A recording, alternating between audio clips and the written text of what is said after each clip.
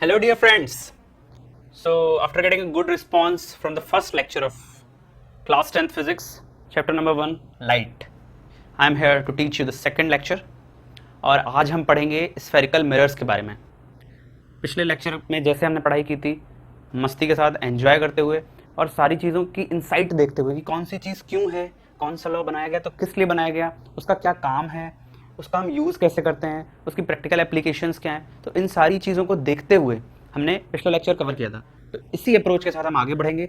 Second lecture भी हम बिल्कुल इसी तरह से देखेंगे और आपको मज़ा आने वाली है। जैसे आपको पहले लेक्चर में मज़ा आई थी, मुझे काफ़ी अच्छा रिस्पॉन्स मिला है। Lecture number 1 physics class 10th light. Okay, तो आज हम शुरू कर रहे हैं लेक्चर नंबर 2। तो अभी तक हमने लेक्चर नंबर 1 में देखा था कि how do we see things, हम चीज़ों को कैसे देखते हैं, और जो सबसे इंपॉर्टेंट लॉ है इस चैप्टर का, लॉ ऑफ रिफ्लेक्शन हमने देखा था। Angle of incidence is equal to angle of reflection. अगर आपने वो वीडियो नहीं देखी है तो इस वीडियो को देखने से पहले आप लेक्चर नंबर 1 देखें, तब आपको इस क्लास में ज़्यादा मज़ा आएगी। वैसे मैं ट्राई करूँगा कि सारी चीज़ों को ऐसा ना आपको फील हो कि कुछ चीज़ कनेक्ट नहीं हो रही है, मैं कनेक्ट करने की पूरी कोशिश करूँगा, बट स्टिल लेक्चर नंबर 1 देखना बहुत ज़रूरी है। उसके बाद ही आप लेक्चर नंबर 2 पे जाएँ।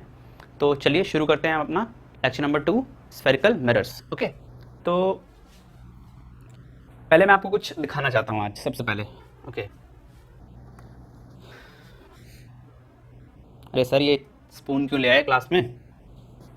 स्पून का काम है आज। ओके, आपको समझाने के लिए मैं ऐसी चीज़ें लाता रहूँगा इस क्लास में जिससे कि आपको प्रैक्टिकल अंडरस्टैंडिंग ज़्यादा मिले। कोई भी फॉर्मूले नहीं रटने पड़ेंगे, मैं प्रॉमिस करता हूँ आपसे। कोई भी थ्योरी नहीं रटनी पड़ेगी, आप बस इस क्लास में अच्छे से सुन लें, प्रॉपर नोट्स बना लें, आपको सब कुछ खुद ही याद हो जाएगा, क्योंकि मैं हर चीज़ को प्रैक्टिकली दिखाऊंगा आपको। ठीक है, तो स्पून का काम है आज, तो बी विद अस। इस लेक्चर को पूरा एंड तक देखें, आपको बहुत मज़ा आएगी। ठीक है, तो चलिए शुरू करते हैं। ओके, स्फेरिकल मिरर्स, जैसा कि मैंने पिछले लेक्चर में बताया था कि मिरर्स दो टाइप के होते हैं। पहला जो कैटेगरी था प्लेन मिरर, वो हम कवर कर चुके हैं। अब दूसरा कैटेगरी हम कवर करने जा रहे हैं स्फेरिकल मिरर्स। ठीक है, तो स्फेरिकल मिरर्स नाम में क्या आ रहा है, स्फेयर आ रहा है, तो ये जो स्फेरिकल मिरर्स हैं ये किसी स्फेयर से बने होंगे, जाहिर सी बात है। ठीक है, देखते हैं। सपोज करो हमारे पास ये एक स्फेयर है। मेरी ड्राइंग बहुत पुअर है तो प्लीज़ कोई हंसेगा नहीं। ठीक है, ठीक ठीक सा बना दिया मैंने, ओवल सा लग रहा है, चलो कोई नहीं, इसको स्फेयर समझ लो। ठीक है, अच्छा अब देखो, स्फेरिकल मिरर्स बने हैं एक स्फेयर से, स्फेयर का पार्ट है वो। ठीक है, अब सपोज करो कि मैं इस स्फेयर को अंदर की तरफ से इसमें खूब सारी पॉलिश कर दूं, इसको शाइनी बना दूं, एकदम चमकदार बना दूं। ठीक है, और बाहर की साइड में मैं इस पर क्या कर दूं, इस पर एक ब्लैक कलर की पॉलिश कर दूं, जिससे कि कोई भी लाइट इस पर पड़ने के बाद बाहर ना जा पाए। ठीक है, तो ये स्फेरिकल मिरर बन जाएगा। अब देखिए स्फेरिकल मिरर बनेगा कैसे, मैं क्या करूंगा कि इस स्फेरिकल मिरर को, ठीक है, इसका इतना पोर्शन मैं कट कर ले रहा हूं। ठीक, कैसे कट करूंगा, ऐसे।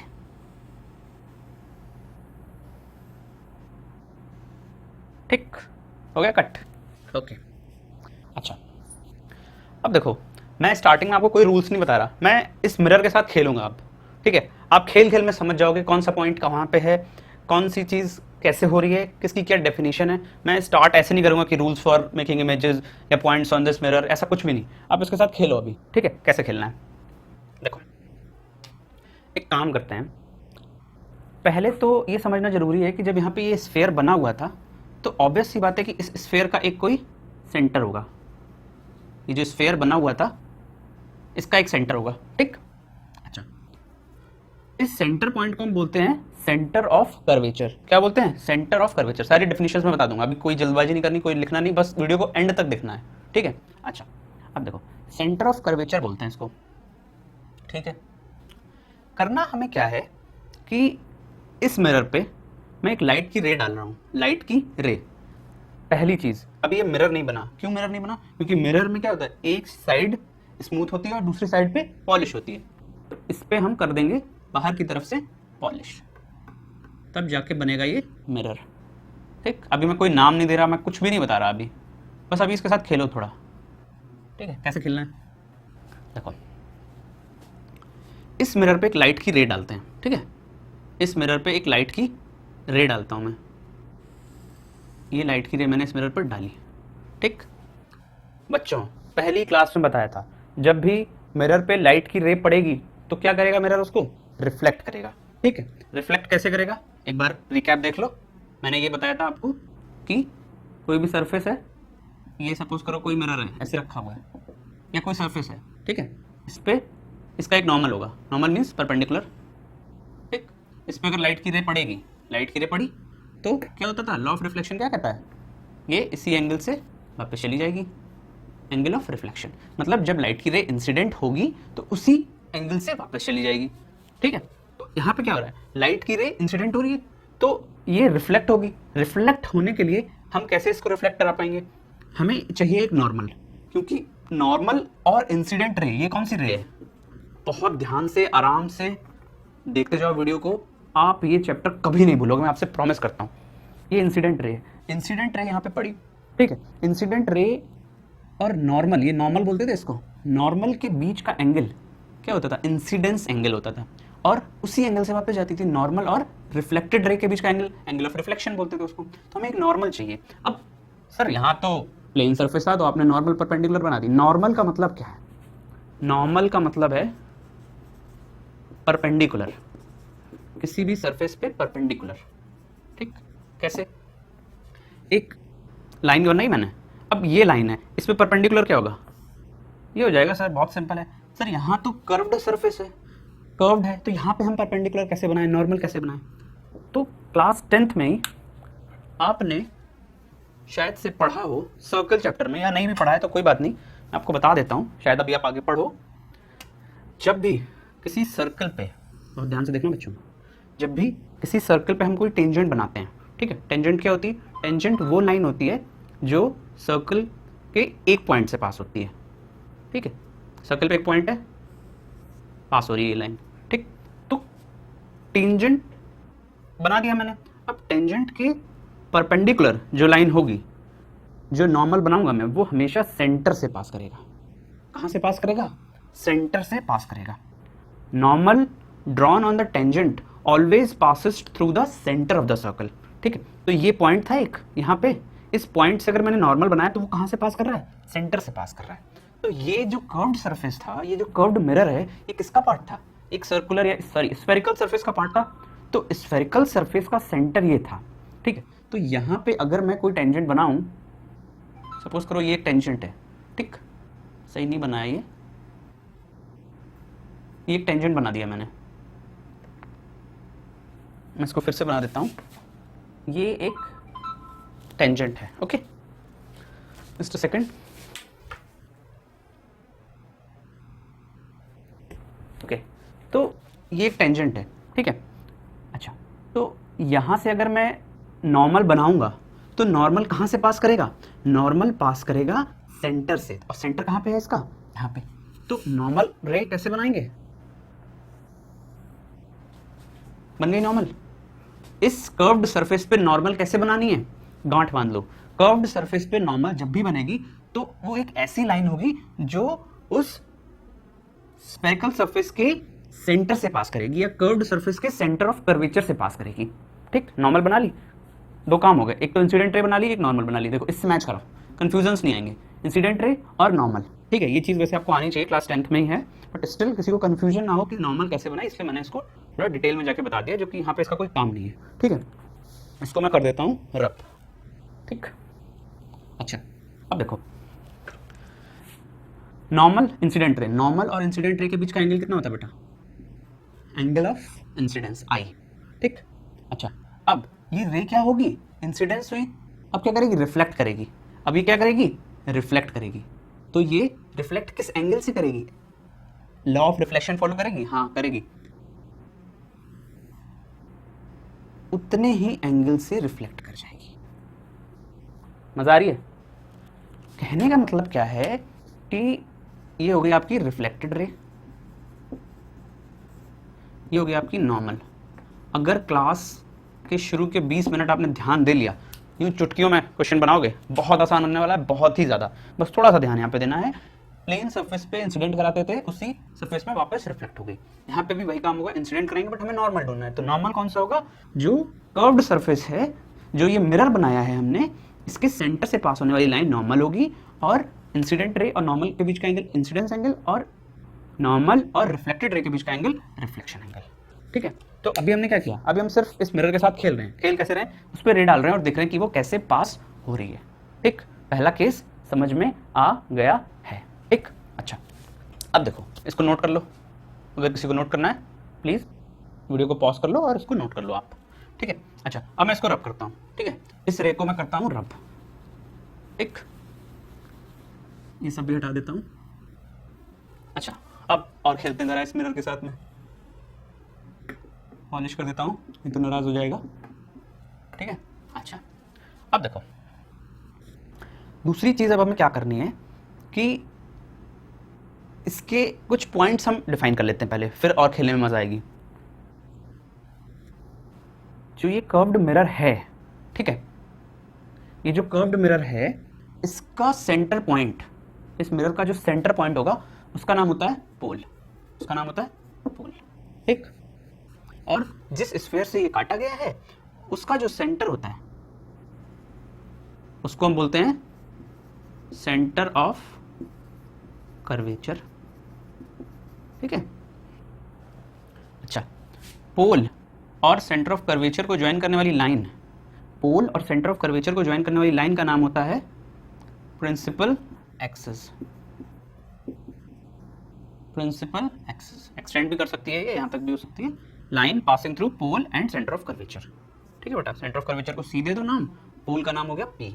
ठीक, अच्छा अब क्या रह गया, सेंटर ऑफ कर्वेचर और पोल के बीच का जो डिस्टेंस होता है उसको हम बोलते हैं रेडियस ऑफ कर्वेचर। क्या बोलते हैं, ये कुछ नामकरण हो रहा है इनका, नामकरण, तो बस ये नाम याद रखने हैं। याद क्यों रखने हैं, क्योंकि इनसे चीजें आसान हो जाएंगी। ठीक है, रटना नहीं है कुछ भी, एक बार फटाफट। मिरर का सेंटर पोल, जिस स्फीयर से काटा गया उसका सेंटर, सेंटर ऑफ कर्वेचर, पोल और सेंटर ऑफ कर्वेचर के बीच की दूरी रेडियस ऑफ कर्वेचर, और पोल और सेंटर ऑफ कर्वेचर को ज्वाइन करने वाली लाइन का नाम प्रिंसिपल एक्सिस। ठीक, इतना नोट कर लिया। अच्छा अब देखो, अभी हम एक बार खेल चुके हैं ना इस मिरर के साथ, हमने उस पर रे डाली और देखा वो मिरर से रिफ्लेक्ट कैसे होती है। ठीक है, नॉर्मल बनाया और लॉ ऑफ रिफ्लेक्शन लगा के हमने उसको रिफ्लेक्ट करा दिया। अब हम एक दूसरी रे डालते हैं, अब हम एक दूसरी रे डालते हैं। ठीक है, अच्छा इसको मिटाना जरूरी है क्योंकि चीजें क्लियर नहीं दिखेंगी। ठीक है, अच्छा अब देखो सेंटर ऑफ कर्वेचर हो गया। अब मैं क्या करता हूं कि एक रे चलाता हूं, मैं एक रे चलाता हूं। ठीक है सर, ये क्या कर दिया, सेंटर ऑफ कर्वेचर से ये रे चला दी, नाराज नहीं हो जाएगा वो? अरे नहीं समझा लेंगे, कोई दिक्कत की बात नहीं। अच्छा देखो, सेंटर ऑफ कर्वेचर से हमने एक रे पास की। अभी जस्ट 2 मिनट पहले मैंने बताया था कि नॉर्मल जो हम बनाते हैं रिफ्लेक्शन के लिए वो कहाँ से पास करती है, वो कहाँ से पास करती है, वो भी सेंटर ऑफ कर्वेचर से ही पास करती है। ठीक है, अच्छा इंसिडेंट रे है ये, इसका नाम क्या है, इंसिडेंट रे, इंसिडेंट रे। ठीक है, इंसिडेंट रे है ये, हमें क्या करना है, इसका रिफ्लेक्शन करा के पता करना है कि ये कहाँ से जाएगी। अभी हमने रिफ्लेक्ट कराया था इस रे को, इस रे को जब हमने रिफ्लेक्ट कराया था ऐसे, तो यहाँ पे एक नॉर्मल बनाया था और ये ऐसे रिफ्लेक्ट हो गई थी, एंगल आई था और ये एंगल आर था। ठीक, अब इस केस में क्या होगा, इंसिडेंट रे के बाद हमें दूसरी रे कौन सी जरूरत पड़ती है, नॉर्मल। नॉर्मल कैसे बनाओगे इस पॉइंट पे, इस किसी भी पॉइंट पे नॉर्मल बनाने के लिए क्या करना है, उस पॉइंट को सेंटर ऑफ कर्वेचर से पास करा देना है, अभी मैंने बताया।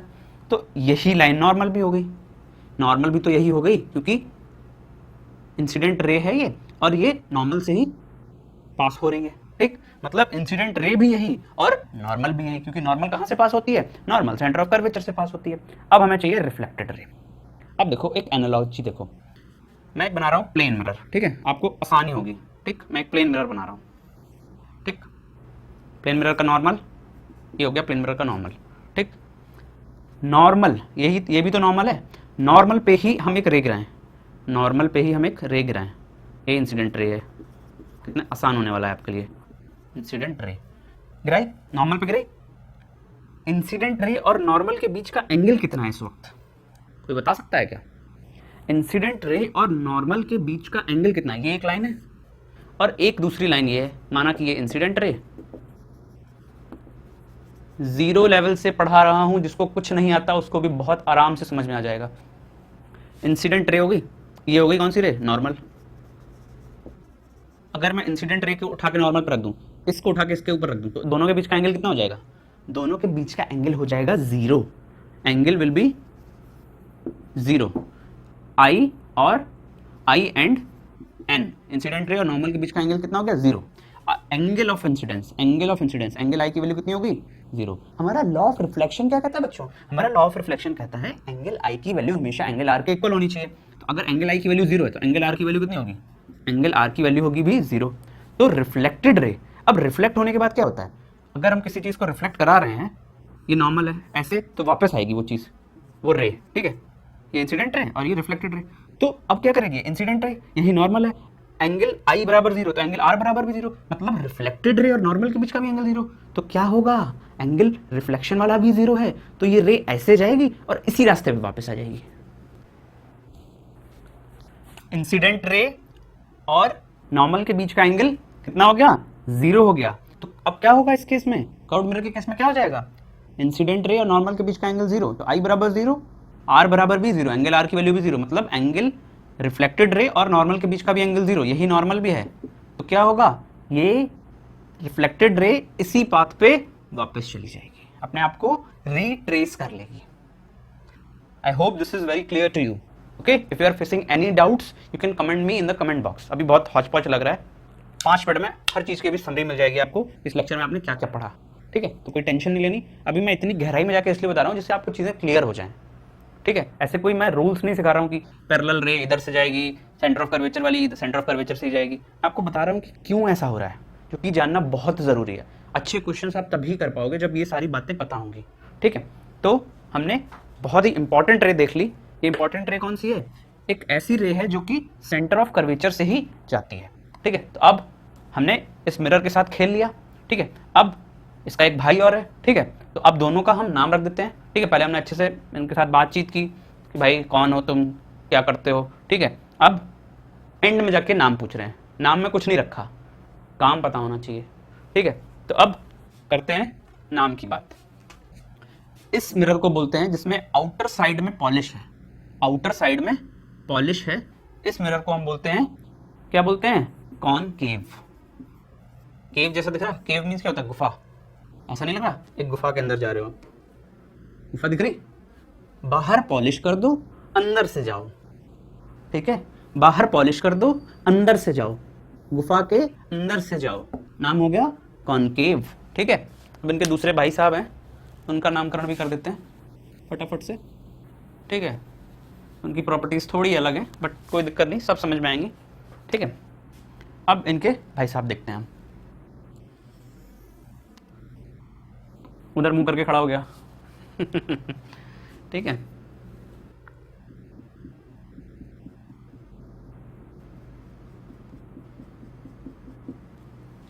एक क्वेश्चन, क्या ये मिरर और ये मिरर अलग अलग है? मैंने जानबूझ के बनाया है, बहुत ध्यान से देखना, एंड में कंफ्यूजन ना होने पाए। क्या ये मिरर और ये मिरर अलग अलग है? नहीं, दोनों एक ही हैं। कैसे एक ही हैं? कॉनकेव, गुफा के अंदर से जाना है, ये गुफा दिख रही है, ये गुफा दिख रही है, गुफा के अंदर जाना है। कॉनकेव, ये और ये दोनों एक ही चीज है, कोई फर्क नहीं है, ठीक है। तो ये मैंने जानबूझ के बनाया था आपको कंफ्यूज करने के लिए, ठीक है। अब देखते हैं सेकंड केस क्या है। फर्क कहां पे आएगा? फर्क आएगा जब मैं इसकी पॉलिश अंदर साइड से कर दूं, ठीक है। अच्छा, अब देखो, इसका नाम है क्या? इसका नाम है कॉन्वेक्स, ओके। कहने का मतलब क्या है कि हमें बाहर से इसको सिर्फ हम टच कर सकते हैं, इसके अंदर नहीं जा सकते हैं, ठीक है। गुफा के अंदर जाने का रास्ता बंद है, गुफा के अंदर जाने का रास्ता बंद है। कैसे दिख रहा है? ये देखो, ये कांटे लगे हुए हैं, दिख रहे हैं नहीं दिख रहे? ठीक है, तो हम गुफा के अंदर नहीं जा सकते, ये केव नहीं है, ये केव है ही नहीं, यहाँ पे हम अंदर जा ही नहीं सकते, ठीक है। तो यहाँ पे केव वर्ड आ रहा है, हम इनसाइड जा सकते हैं, आउटर साइड में पॉलिश है। यहाँ पे कॉन्वेक्स आ रहा है, वहाँ हम बस आउटर साइड को टच कर सकते हैं, अंदर नहीं जा सकते हैं। आई होप इससे आसान भाषा में मैं समझा नहीं पाऊंगा आपको, ठीक है। बहुत ही आसान तरीके से बता दिया, कॉनकेव एंड कॉन्वेक्स। कंफ्यूजन्स कहाँ पे होते हैं बच्चों को, मैं एक बार फटाफट से बता देता हूँ। जो भी केसेस मैंने मिरर के लिए हैं अभी, ठीक है, शुरू में मैंने नाम क्यों नहीं बताया? नाम इसलिए नहीं बताया शुरू में क्योंकि उससे कोई फायदा नहीं है। प्रॉपर्टीज इंपॉर्टेंट है कि रिफ्लेक्शन कैसे हो रहा है मिरर से, ठीक है। अभी स्पून से भी समझाऊंगा, ओके ठीक है। अब देखो मैं 4 केसेस बना रहा हूँ फटाफट से।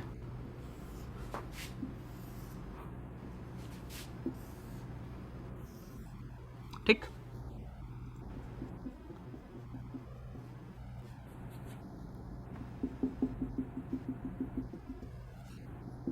और आपसे पूछूंगा कि मुझे बताओ इनके नाम। मिरर में कभी भी कंफ्यूजन अब आएगी नहीं, ठीक। ऐसे बना दिए कुछ, ठीक है। ऐसा कोई ज़रूरी नहीं होता कि अगर मैं ऐसे बनाया तभी कॉन्केव होगा, ठीक है। डिपेंड किस पे करती हैं चीज़ें? डिपेंड करती हैं किधर साइड से पॉलिश करी गई है, ठीक है। तो अब इन चारों के हम नाम देख लेते हैं एक बार। गुफा के अंदर से क्या जा पा रहे हो? नहीं जा पा रहे हो तो ये गुफा नहीं है, कॉनकेव नहीं है ये। इसका नाम क्या होगा? कॉन्वेक्स। बाहर से सिर्फ टच कर सकते हो। इसको देखो, इसको देखो, क्या अंदर जा पा रहे हो? हाँ जा पा रहे हैं, गुफा के अंदर जा पा रहे हैं सर। इसका नाम हो गया कॉनकेव, ओके। इसको देखो, inside we can go inside the cave, so this is also concave. Polished surface is outer side, okay. And in this case you cannot go inside the cave, you just have to check whether you can go inside the cave or not, okay. You're seeing a cave or not? Is a cave, you cannot go, so this is a convex. I hope now you will never get confused in mirrors, okay. आपको कोई भी दे दे, कैसा भी question दे दे, ऐसे कोई confusion नहीं लाने कि ऐसे इस तरफ मुंह करके बना दिया तो कॉन्केव ही होगा, ऐसा कुछ नहीं है। सिर्फ हमें पॉलिश देखनी है, okay. I hope this is very clear to you, okay. Now coming on to our next topic which is very very important, focus of mirror. Focus of mirror. अभी मैं कॉन्केव के बारे में ही सारी चीज़ें बता रहा हूँ, सेम चीज़ें कॉन्वेक्स पे भी अप्लाई हो जाएंगी, ठीक है। 2 मिनट में सब कुछ कॉन्वेक्स के बारे में भी वैसा ही अप्लाई करके मैं आपको दिखा दूंगा, ठीक है। अच्छा,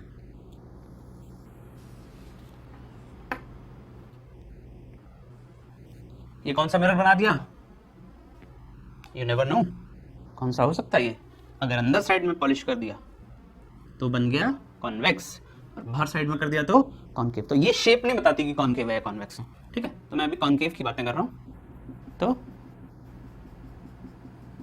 ठीक है, ओके। फटाफट से नामकरण। पोल हो गया ये, ठीक है। ये लाइन बना दी, ये सेंटर हो गया, पोल से सेंटर को ज्वाइन करने वाली line. Principal axis, principal axis, principal की स्पेलिंग कौन सी? क्या ये वाली या ये वाली? PRINCIPAL, okay, not PLE. PAL is the correct spelling for the principal axis, okay. Now, what next? एक बहुत ही इंपॉर्टेंट पॉइंट होता है फोकस, ठीक है। तो फोकस पॉइंट कैसे हम डिफाइन करेंगे, ठीक है। और उसका प्रैक्टिकल एस्पेक्ट भी मैं बताने वाला हूँ, क्योंकि बहुत ही ज़्यादा इंटरेस्टिंग होने वाला है। और मैं समझता हूँ कि जो एक्सपेरिमेंट में भी आपको बताऊंगा वो आपने कर रखा है ऑलरेडी, क्लास 10 से बहुत पहले ही, छोटे पे ही 4-5 में आई थिंक पढ़ते होंगे, तभी कर लिया होगा, ठीक है। अच्छा, अब देखो, एक पैरेलल लाइट की रे ली मैंने। पैरेलल किससे पैरेलल सर? प्रिंसिपल एक्सिस से पैरेलल, ठीक है। प्रिंसिपल एक्सिस से पैरेलल। अब आपके लिए देखना चीजें कितनी आसान होने वाली है, बहुत ही ज्यादा आसान होने वाली है। प्रिंसिपल एक्सिस के पैरेलल एक लाइट की रे मैंने ले ली, ठीक। मिरर पे लाइट की रे पड़ रही है, क्या होगा इसका भाई? रिफ्लेक्शन होगा। रिफ्लेक्शन होने के लिए ये कौन सी रे है? इंसिडेंट रे है। कौन सी दूसरी वाली चाहिए हमें? हमें चाहिए अभी एक नॉर्मल। नॉर्मल कहाँ से पास करती है? हमेशा नॉर्मल हमेशा सेंटर ऑफ कर्वेचर से पास करती है, ठीक है। ये होगी कौन सी रे? नॉर्मल, ठीक है। इसको एक्सटेंड कर सकते हो, ओके। ये एंगल कौन सा हो गया? इंसिडेंट रे और नॉर्मल के बीच का एंगल, सबको पता है, एंगल ऑफ इंसिडेंस, ठीक है। अब इंसिडेंस एंगल हो गया, रिफ्लेक्ट करेगी सेम एंगल पे, सेम एंगल पे रिफ्लेक्ट करेगी, ओके। लॉ ऑफ रिफ्लेक्शन हो गया। अब देखो, ये पॉइंट प्रिंसिपल एक्सिस पे जहां पे पैरेलल लाइट की रे, जहां पे पैरेलल लाइट की रे रिफ्लेक्ट होने के बाद मीट करती है प्रिंसिपल एक्सिस को, उस पॉइंट को मैं बोलता हूं फोकस। ओके, तो फोकस कौन सा पॉइंट है किसी भी मिरर पे? फोकस स्फेरिकल मिरर पे एक ऐसा पॉइंट है, या मैं बात करूं अभी स्पेसिफिकली मैं कॉन्केव मिरर की बात कर रहा हूं, तो कॉन्केव मिरर पे फोकस एक ऐसा पॉइंट है जहां पे अगर मैं प्रिंसिपल एक्सिस से पैरेलल कोई लाइट की रे लाता हूं तो वो लाइट की रे रिफ्लेक्ट होने के बाद जिस पॉइंट से पास करती है उसका नाम होता है फोकस। ओके, अच्छा, फोकस की इंपॉर्टेंस क्या है, क्यों पढ़ रहे हैं हम? ठीक है, बचपन में हमने मैग्नीफाइंग ग्लास सबने देखा है। ठीक है, मैग्नीफाइंग ग्लास से हम क्या करते थे कि एक पीस ऑफ पेपर लेते थे, ठीक है, और पीस ऑफ पेपर को मैग्नीफाइंग ग्लास के सामने रखते थे। ठीक है, सनलाइट आ रही है, मैग्नीफाइंग ग्लास से निकल रही है, ठीक है, तो पेपर को हम एडजस्ट करते थे, थोड़ा थोड़ा एडजस्ट क्यों करते थे? जिससे कि पूरा प्रॉपर उस पर एनर्जी सन की आए। ठीक है, एनर्जी कैसे एडजस्ट क्यों कर रहे हैं हम? एडजस्ट इसलिए कर रहे हैं क्योंकि ये जो सन से लाइट रेज आ रही हैं, अब सन से आने वाली लाइट रेज कैसी होती हैं? पैरेलल होती है। उनको पैरेलल क्यों कंसीडर करते हैं, अभी मैं आपको थोड़ी देर में बताऊंगा। ठीक है, एक कॉन्केव मिरर यानी कि एक magnifying glass as a concave mirror use हो जाता है वो। ठीक है, तो मैग्नीफाइंग ग्लास को जब हम ले रहे थे तो हम क्या कर रहे थे? पीस ऑफ पेपर रख रहे थे, तो थोड़ी देर बाद क्या हो रहा था? पीस ऑफ पेपर जलने लग रहा था। ठीक है, अब वो जलने क्यों लग रहा था? Magnifying glass, piece of paper, थोड़ी देर बाद एक पर्टिकुलर पोजीशन में हमने उसको रखा और थोड़ी देर बाद उससे हल्का हल्का धुआं निकला और वो जलने लगा। कोई माचिस नहीं जलाई, कुछ नहीं किया मैंने। तो वो होता कैसे था? अब सन से ढेर सारी रेज आ रही है, सन से ये एक सन है, ठीक है, मानो ये सन है, ठीक,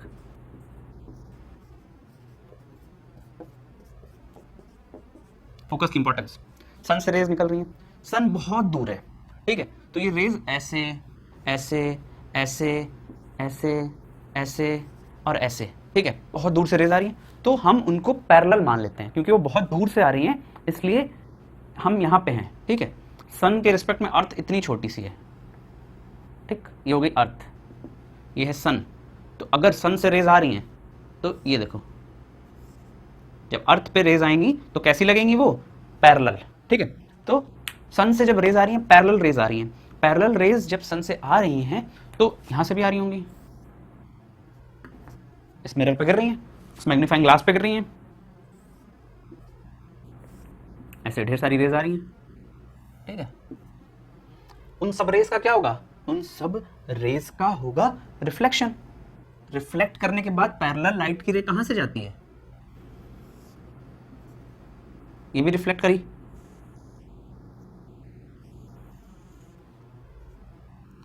सारी रिफ्लेक्ट की, और सारी कहां से गई? फोकस से। क्या लाइट एक फॉर्म ऑफ एनर्जी है? हाँ है। इन रेज के अंदर क्या है? Energy, heat energy. ठीक है, सन की रेज में हीट होती है, तो सारी रेज की एनर्जी एक पॉइंट पे फोकस हो रही है।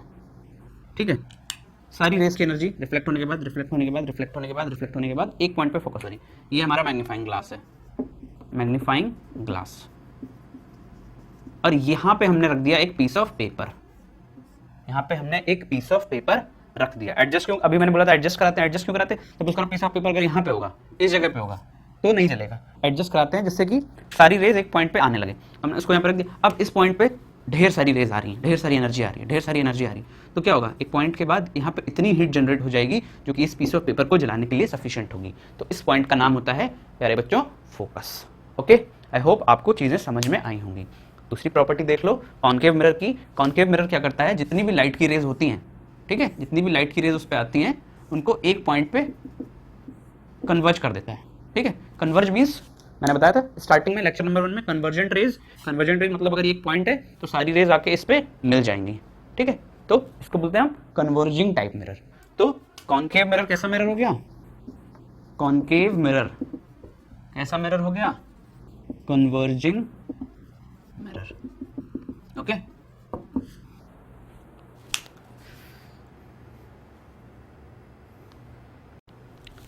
ओके स्टूडेंट्स, तो अभी तक मैंने कॉन्केव मिरर के आपको सारे केसेस बता दिए, समझा दिया कि कैसे कॉन्केव मिरर के साथ हम खेलते हैं। लाइट की रेस जाती है तो क्या क्या होता है, कहाँ पे उसका फोकस होता है। वही सेम चीजें हम कॉन्वेक्स मिरर के साथ भी करेंगे। कॉन्वेक्स मिरर आपको पता है इनसाइड पॉलिश रहती है उसमें। ठीक है, तो मैं बना लेता हूँ एक कॉन्वेक्स मिरर। ठीक है, पॉलिश किधर करनी है इसमें, ये कॉनकेव भी हो सकता है कॉन्वेक्स भी, डिपेंड करेगा पॉलिश पे। तो मैंने कर दी अंदर साइड से पॉलिश, ठीक है। बाहर की तरफ है स्मूथ, लाइट पड़ेगी तो रिफ्लेक्ट करेगी, ठीक। ये भी किसी स्फीयर का ही पार्ट रहा होगा, ठीक है। सेंटर,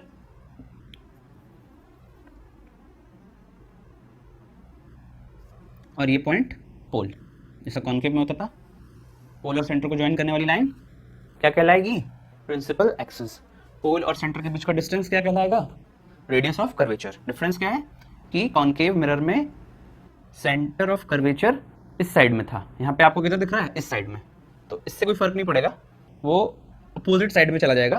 क्यों, क्योंकि पॉलिशिंग जो की गई है वो अंदर की तरफ से की गई है, और सेंटर कहाँ होगा, सर्कल का सेंटर तो बीच में ही होगा, ठीक है। तो सेंटर ऑफ कर्वेचर आपको इस तरफ दिख रहा है, उससे कोई परेशान होने की बात नहीं है। रिफ्लेक्शन कहाँ से होगा, लाइट की रेस कहाँ से चलेंगी, लाइट की रेस चलेंगी इस साइड से, ठीक है। कंफ्यूज नहीं होना है। अगर मैं एक कॉन्वेक्स मिरर बना दूं ऐसे और पॉलिश कर दूं अंदर, ठीक है, तो लाइट की रेस कहाँ से चलेंगी, इधर से चल जाएंगे, ठीक है। तो लाइट की रेस जिधर स्मूथ सरफेस होगा उधर से ट्रेवल करती हैं, चाहे वो अंदर की तरफ बना दो आप पॉलिश, चाहे बाहर की तरफ बना दो। अच्छा, अब देखो, पॉलिशिंग सरफेस इज इनसाइड, ये हो गया आपका पोल, ठीक। अब इस पे हम क्या करते हैं, एक लाइट की रे डालते हैं, एक लाइट की रे हम इस पे डाल रहे हैं, ठीक है। ठीक, ऐसे डालने के बजाय हम लाइट की रे डालते हैं, इस पे पैरेलल डालते हैं। आपको ज़्यादा अच्छे से क्लियर होंगी चीज़ें, आपके बेसिक्स क्लियर हो गए हैं। होता क्या है कि बच्चों को ये नहीं बताया जाता है कि आपको नॉर्मल कैसे बनाना है। प्रॉब्लम कहाँ पे आती है कि उनको बस ये बता दिया जाता है पैरेलल लाइट की रे फोकस से जाएगी, सेंटर ऑफ कर्वेचर वाली रे सेंटर ऑफ कर्वेचर से जाएगी। जब कॉन्वेक्स मिरर के केसेस आते हैं कंफ्यूज हो जाते हैं बच्चे। कॉनकेव में पूरी पढ़ाई होती है, कॉनकेव में सारा कुछ पढ़ाया जाता है, बट कॉन्वेक्स मिरर में बोल दिया जाता है कि सेम तरीके से होगा, तो उनको होने लगती है कंफ्यूजन। तो उस कंफ्यूजन को दूर करने के लिए बेसिक्स जानना बहुत जरूरी है, ठीक है। ओके, अच्छा, अब देखो, मैंने एक लाइट की रे चलाई पैरेलल चलाई। अब पैरेलल लाइट की रे कहां से जाती है, पैरेलल लाइट की रे जाती है फोकस से, ठीक। फोकस बनाना है मेरे को, पहले तो मुझे इस रे का कराना पड़ेगा क्या, रिफ्लेक्शन। इंसिडेंट रे हमें क्या चाहिए, हमें चाहिए नॉर्मल, हमें चाहिए नॉर्मल। नॉर्मल कहां से पास होगा प्यारे बच्चों, नॉर्मल हमेशा पास होगा सेंटर ऑफ कर्वेचर से, ठीक है, समझ में आ गया। ये हो गया इसका नॉर्मल। नॉर्मल कहां से पास हो रहा है, सेंटर ऑफ कर्वेचर से।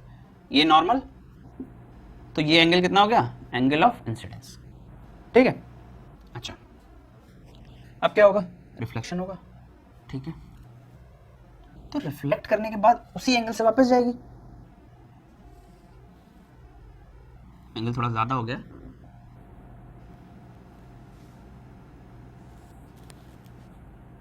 ठीक है। ये हो गया एंगल ऑफ रिफ्लेक्शन। अच्छा, फोकस हमें डिफाइन करना है इस मिरर का, ठीक है। पैरेलल लाइट की रे कहां से जाती है, फोकस से। सर ये तो फोकस का तो कुछ काम ही नहीं आया अभी यहाँ पे, आपने इंसिडेंट कराई, नॉर्मल बनाई और ये तो रिफ्लेक्ट हो गई, ठीक है। होता क्या है कॉन्वेक्स मिरर के केस में कि इस रे को हम करते हैं बैकवर्ड प्रोसीड, ठीक। यहां पे रहेगा आपका क्या, फोकस। ऐसा लगता है देखने में कि रिफ्लेक्ट होने के बाद ये कहां से आ रही है, फोकस से आ रही है। क्लियर हो रहा है, एक बार फिर से देखो।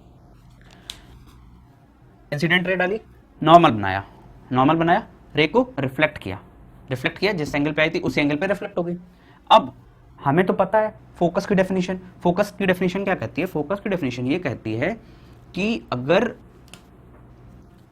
कोई पैरेलल रे है तो वो रिफ्लेक्ट होने के बाद फोकस से जाती है, ठीक। तो कॉनकेव मिरर में तो आसान था, कॉनकेव मिरर में आपने क्या किया, कॉनकेव मिरर में ऐसे बनाया, पैरेलल लाइट की रे डाली, यहाँ पे फोकस था, यहाँ पे सी था, ये बनाया आपने नॉर्मल,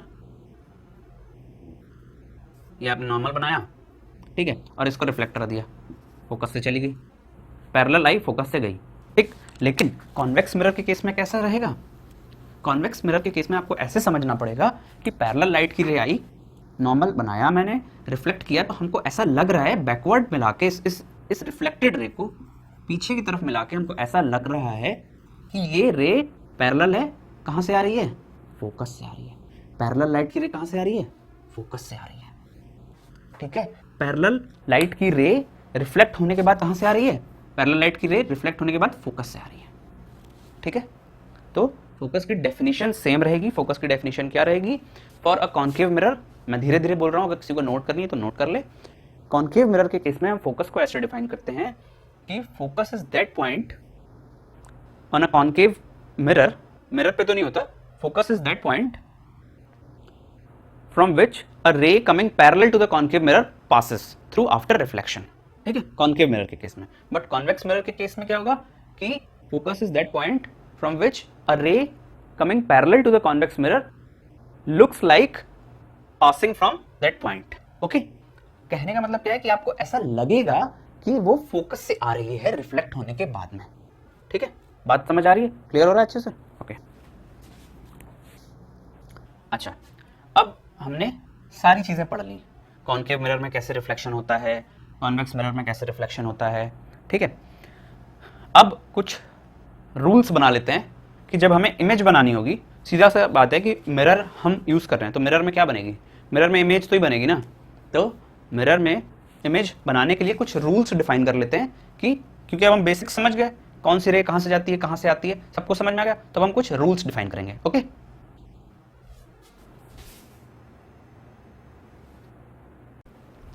तो देखते हैं कुछ रूल्स। ठीक है, तो मैं कॉन्केव मिरर और कॉन्वेक्स मिरर दोनों के लिए समझाऊंगा, आप ध्यान से इस वीडियो को देखो।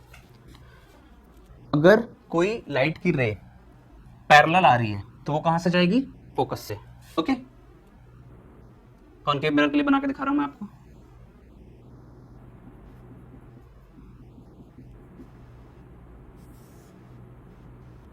इस पॉइंट का नाम पोल, इस पॉइंट का नाम सेंटर ऑफ कर्वेचर, इस पॉइंट का नाम फोकस। पैरेलल लाइट की रे आएगी तो कहां से जाएगी, पैरेलल लाइट की रे आएगी तो फोकस से जाएगी। बात समझ में आ गई? अब कोई नॉर्मल नॉर्मल नहीं बनाना। ठीक है, तो पैरेलल लाइट की रे आएगी, फोकस से जाएगी। क्लियर है? This is case number 1 for concave mirror, ये रूल नंबर 1 है। ठीक, आपको इसके पीछे की कहानी पता है, सब कहानी पता है ना, बीच में नॉर्मल रहता है, angle of incidence, angle of reflection, law of reflection. Rule number 1, light रे coming parallel will go from the focus after reflection. This is the case for a concave mirror. Okay? अगर मैं convex mirror के लिए बनाऊं तो वो कैसा दिखेगा कुछ,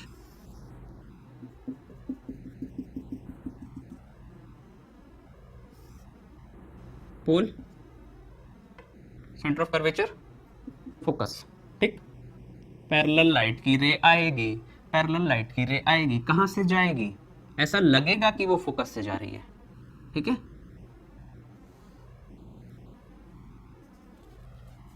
पैरेलल लाइट की रे को ऐसा लगेगा कि वो रिफ्लेक्ट होने के बाद फोकस से जा रही है। क्लियर हो रहा है अच्छे से? तो कॉन्वेक्स मिरर जो होता है वो किस टाइप का मिरर भी होता है, इस बात को नोट कर लो। मैंने बताया था कॉन्केव मिरर होता है कन्वर्जिंग मिरर, सारी रेस को एक पॉइंट पे मिला देता है। बट ये कैसा मिरर होता है, डाइवर्जिंग मिरर। कॉन्वेक्स मिरर में अगर हम लाइट की रेस भेजते जाएं,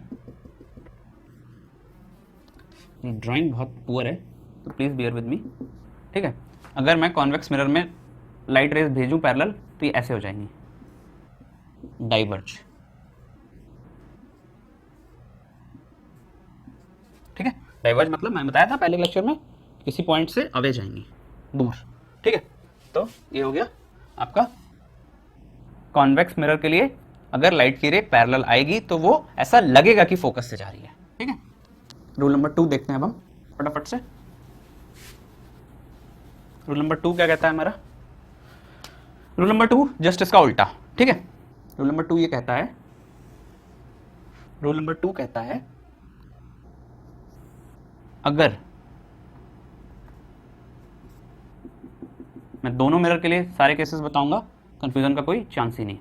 ठीक है, रूल नंबर 2 कहता है अगर कोई लाइट की रे फोकस से जा रही है, फोकस पे इंसिडेंट है, कहां पे इंसिडेंट है, फोकस पे इंसिडेंट है, तो रिफ्लेक्ट होने के बाद, रिफ्लेक्ट होने के बाद ये लाइट की रे पैरेलल हो जाएगी। ओके, उल्टा, उल्टा कैसे, फोकस से जाएगी कब, जब पैरेलल आएगी, पैरेलल आई फोकस से गई, फोकस से आई पैरेलल गई। ठीक है, इसको नाम मैं देता हूँ आई, इसको नाम मैं नाम देता हूँ आर। इंसिडेंट हुई, रिफ्लेक्ट होने के बाद कहाँ से गई, पैरेलल। बीच की कहानी वही होगी, बीच में नॉर्मल होगा, एंगल आई होगा, यहाँ पे नॉर्मल होगा, ये एंगल आई होगा, ये एंगल आर होगा। ठीक है, वो सारी कहानी अब काम की नहीं है, तो मैं अंदर की बात पता है, तो खाली रूल्स अब याद रखने हैं कि पैरेलल आएगी तो फोकस से जाएगी, फोकस से आएगी तो पैरेलल चली जाएगी। ठीक, अच्छा, सेम केस कॉन्वेक्स मिरर में भी अप्लाई होगा। कैसे अप्लाई होगा,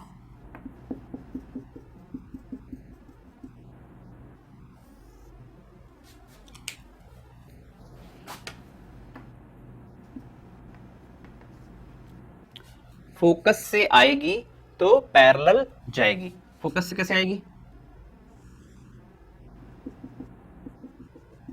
फोकस से तो आ नहीं सकती, क्योंकि ऐसा लगेगा कि वो फोकस से आ रही है, ऐसा लगेगा कि वो फोकस से आ रही है।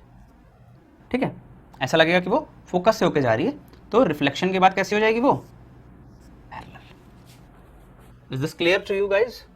ओके, फोकस से गई तो पैरेलल। ठीक है,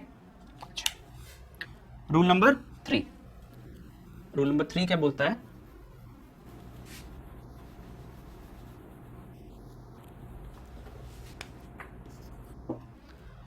रूल नंबर 3 कहता है कि इफ अ लाइट रे goes from center of curvature, centre of curvature से जा रही है। जब हमने मिरर्स के साथ खेलना शुरू किया था तो सबसे पहले मैंने यही बात बताई थी। क्या बताया था, कि अगर सेंटर ऑफ कर्वेचर से जा रही है, तो यहाँ पे नॉर्मल भी यही लाइन होती है, एंगल आई की वैल्यू 0 तो एंगल आर की वैल्यू 0, तो वापस इसी रास्ते पे वापस चली जाएगी। ठीक है, same will be applied for the convex mirror also. Okay, अगर सेंटर ऑफ कर्वेचर से लाइट की रे आ रही है तो उसी रास्ते से वो वापस चली जाएगी। कॉन्वेक्स मिरर में देख लो,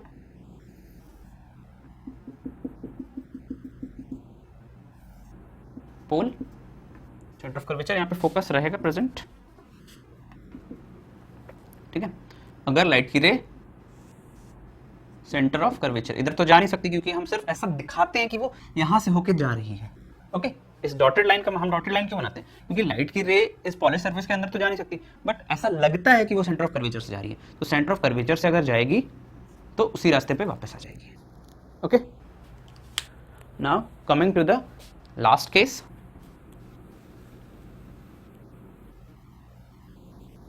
क्या कहता है, केस नंबर 4, अगर लाइट की ray, this is pole, this is centre of curvature, this is focus, polished outside, so this is a case of, अगर मैंने कहीं बाई चांस पॉलिश मिस कर दी हो तो आप प्लीज़ ध्यान रखना, पॉलिश होना ज़रूरी है। अगर लाइट की रे पोल पे इंसिडेंट हो रही है, ठीक है, पोल पे इंसिडेंट हो रही है, तो उतने ही एंगल से वो वापस चली जाएगी। Okay, is this clear to you guys? कैसे, बहुत सिंपल है, इस पॉइंट पे इंसिडेंट हो रही है तो इस पॉइंट पे हम नॉर्मल बनाएंगे। इस पॉइंट पे नॉर्मल कहाँ से पास करेगा, पॉइंट पे नॉर्मल हमेशा सेंटर ऑफ कर्वेचर से पास करता है, यहाँ पे नॉर्मल था तो ऐसे पास कर रहा था, तो ये normal, angle of incidence, angle of reflection, तो अगर इक्वली इंक्लाइंड है, पोल पे आ रही है तो उसी एंगल से वापस चली जाएगी। ठीक है, now for the convex mirror same theory applies. My drawing is really poor, I try to improve it. Okay, improve करने पे भी तो वैसे ही बनता है, कौन सा अच्छा बना लेता हूँ मैं। Polished inside, this is a case of, this is C, this is P, this is F. For the convex mirror equally inclined है, सी एंगल से वापस चली जाएगी। Okay, so is this clear to you guys और not? I hope this will be clear. Okay, तो ये 4 rules हो गए इमेज बनाने के लिए। नेक्स्ट लेक्चर में हम देखेंगे कॉनकेव मिरर और कॉन्वेक्स मिरर से इमेज कैसे बनती है। ठीक है, कितने केसेस होते हैं, हमें इमेज बनाने के लिए कोई भी 2 रेज चाहिए, इन 4 रेज में से हमें कोई भी 2 रेज की जरूरत पड़ेगी। 2 रेज जहां पे इंटरसेक्ट करेंगी वहीं पे इमेज बनेगी। तो हम नेक्स्ट लेक्चर में देखेंगे कि ये रेज कैसे चलेंगी, कैसे इंटरसेक्ट करेंगी, कहाँ पे इमेजेस बनेंगी। कॉनकेव मिरर में 6 केसेस होते हैं, कॉन्वेक्स मिरर में 2 केसेस होते हैं। ओके, तो एक चीज मैं बताना भूल गया हूं, उसको नोट कर लो।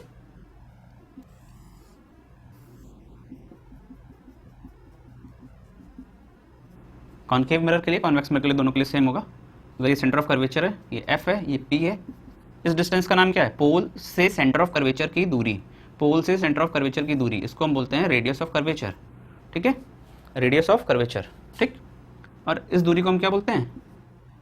पोल से फोकस की दूरी। सारी दूरियां पोल से ली जाएंगी, all distances are measured from the pole. ठीक है, साइन कन्वेंशन अगले लेक्चर में बहुत डिटेल में बताऊंगा, इसलिए मैंने इस पर ज़्यादा डिस्कशन नहीं किया, बट हाँ इंपॉर्टेंट छोटा सा पॉइंट है, उसको नोट कर लो।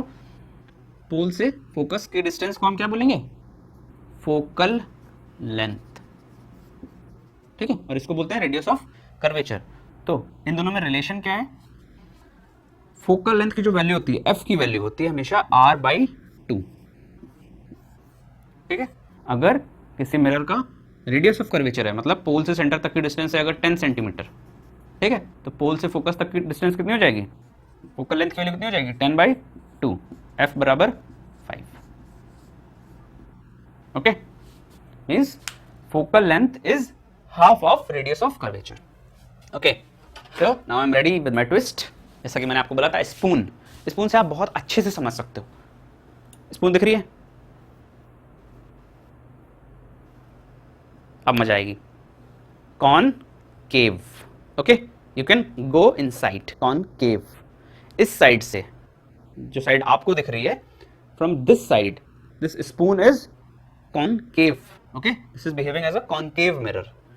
और अब जो साइड आपको दिख रही है, ये कौन सी साइड हो गई? Convex side. इसको सिर्फ आप टच कर सकते हैं, you can not go inside, where as from this side you can go inside. Okay, तो ये साइड कौन सी हो गई? जो अब आपको कैमरे में दिख रही है, आपकी स्क्रीन पे जो साइड दिख रही है अब, वो हो गई convex side. Okay, so from this side this spoon will behave as a convex mirror, from this side it is behaving as a concave mirror. खेल सकते हो आप इसके साथ भी, आड़ी तिरछी इमेजेस मिलेंगी आपको, खुद को देख के हंसी आने वाली है। ठीक है, अभी एक और रहस्य छुपा हुआ है। आप ऐसे देख रहे हो, concave is facing towards me, concave side मेरी तरफ फेस कर रही है, तो मुझे अपनी इमेज उल्टी दिख रही है, इन्वर्टेड दिख रही है। ठीक है, मेरा सर जो है वो नीचे की तरफ दिख रहा है। अगर मैं दूर ले जा रहा हूँ तो अब मेरा सर सीधा हो रहा है।